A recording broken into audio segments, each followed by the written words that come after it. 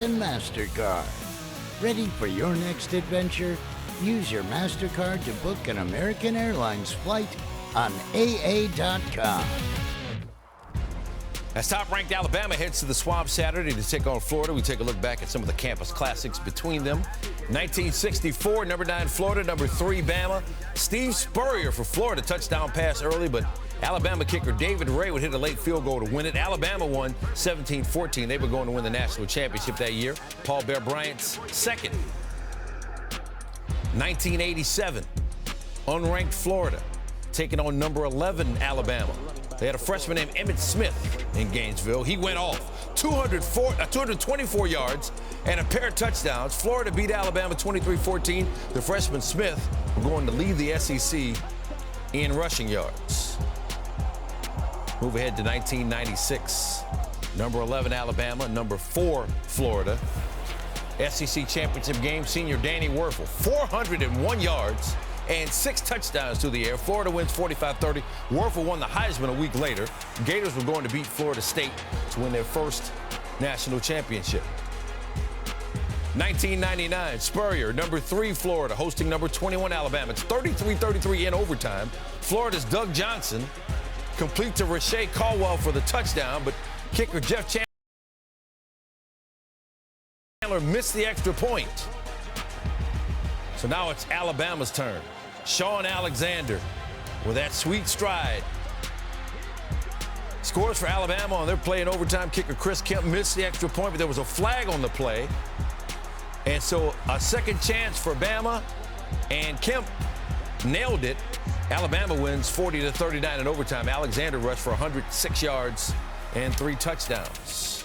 2008, number 1 Alabama, number 2 Florida, SEC championship game. Tim Tebow led the comeback in the fourth quarter with 2 touchdown drives. Florida beat an unbeaten Bama team 31-20. Tebow 216 passing yards and 3 touchdowns. Gators went on to beat Oklahoma in the BCS title game. 2009, Greg McElroy, number 2 Bama, facing number 1 Florida again in the SEC championship. Mark Ingram, 189 yards from scrimmage, 3 touchdowns. Bama gets its revenge, beating Tebow in Florida 32-13. Ingram will win the Heisman. Alabama will go on to beat Texas in the BCS title game. And in 2020, just last year, what a game, a shootout between these two. Number 1 Alabama taking on number 7 Florida.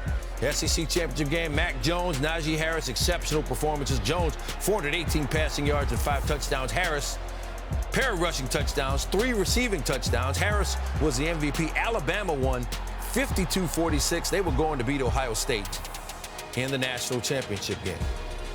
All right, let's bring in somebody who knows all about playing in these high-pressure SEC games. Greg McElroy joining us now on SportsCenter. Greg, this is the first taste of this for Bryce Young on this level. What are your concerns about him going into the Swamp facing 90,000 rabid fans? Well, he's already come out and said he'll never, ever be able to compare what he had in high school to what he's likely to face on Saturday afternoon. Granted, this is his second year at the college level, but last year being COVID, he never really saw a hostile environment. So this is a whole new frontier for him and the entire Alabama team for the most part, because they lost so much veteran leadership off last year's squad. So we'll find out. I think any coach and any player will tell you, yeah, I'm not sure I'm going to handle it. I hope I handle it well. Meanwhile, Florida has utilized 2 quarterbacks. Emory Jones is their main guy, but Anthony Richardson's really given them a spark when he's been in there. So if you're Dan Mullen, how do you utilize your quarterbacks?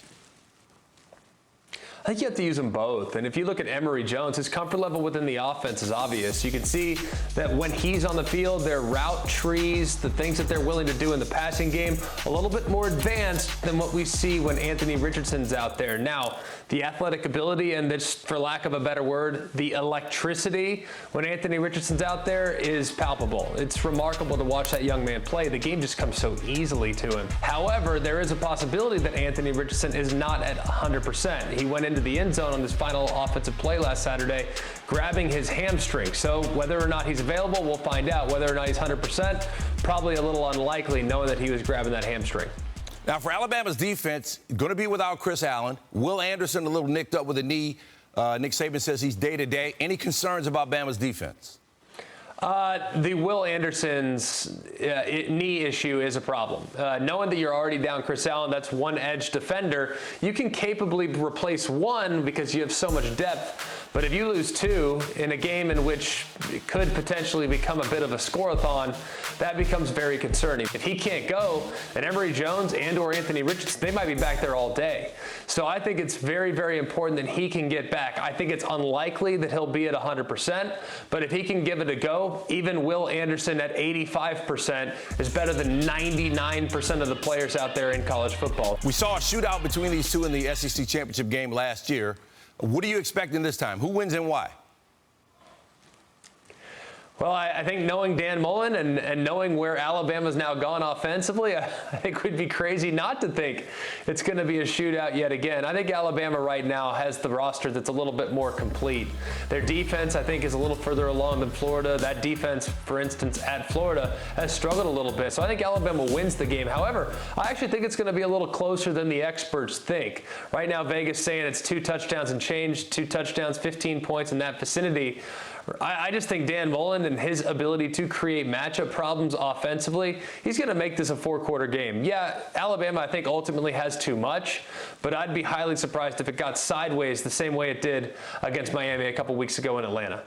The head ball coach, Steve Spurrier, knows all about these types of games, too. He says it's going to be loud, and that's going to give Florida a chance. So we will see. Greg, we appreciate the breakdown.